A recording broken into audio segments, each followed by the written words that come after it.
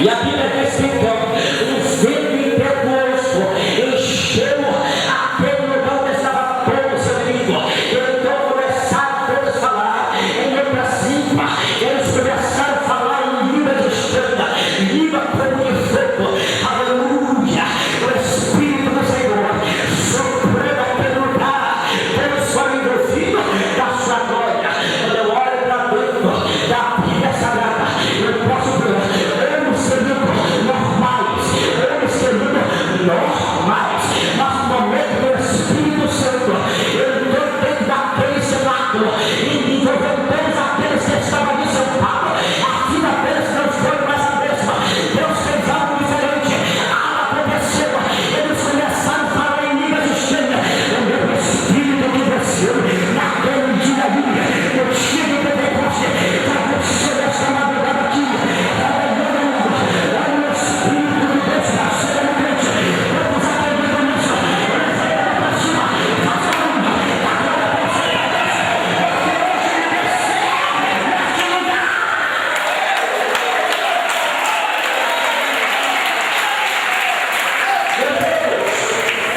Segura aí que eu estou apenas na introdução. Nós vamos apenas na saga, amém? Não se apresse de sair da presença do rei, não, hein?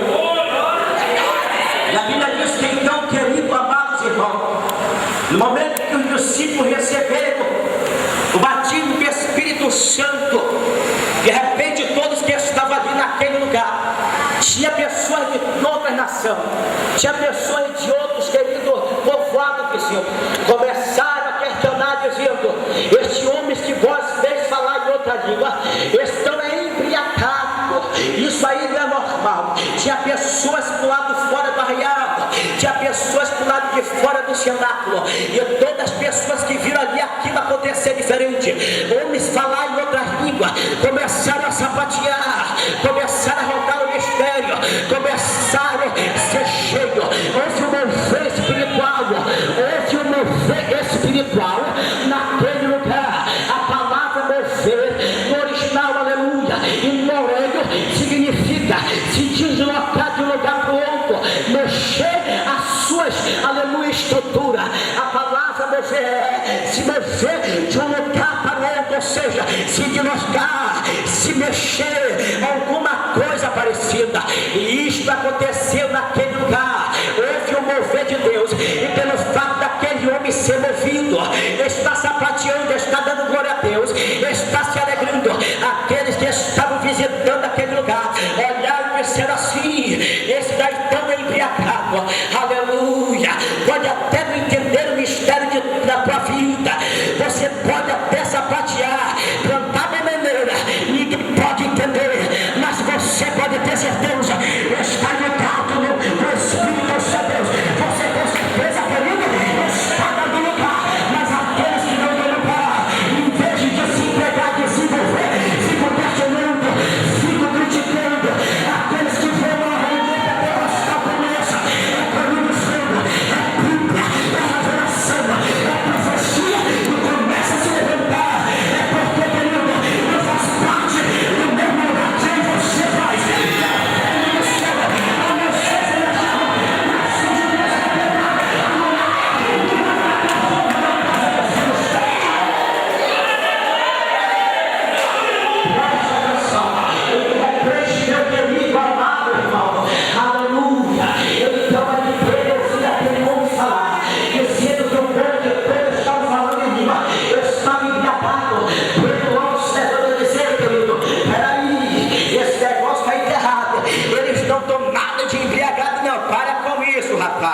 Para com isso, porque eles estão cheios do meu Espírito.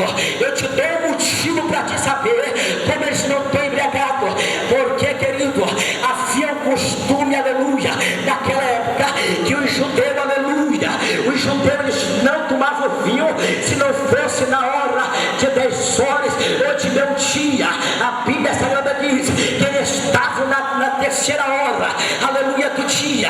E qual é a terceira hora do dia? É, querido, meu querido amado irmão, 9 horas da manhã. Estavam ali na terceira hora, ou seja, 9 horas da manhã. O Espírito do Senhor envolveu aquele lugar. Então Pedro olhou e disse para ele: você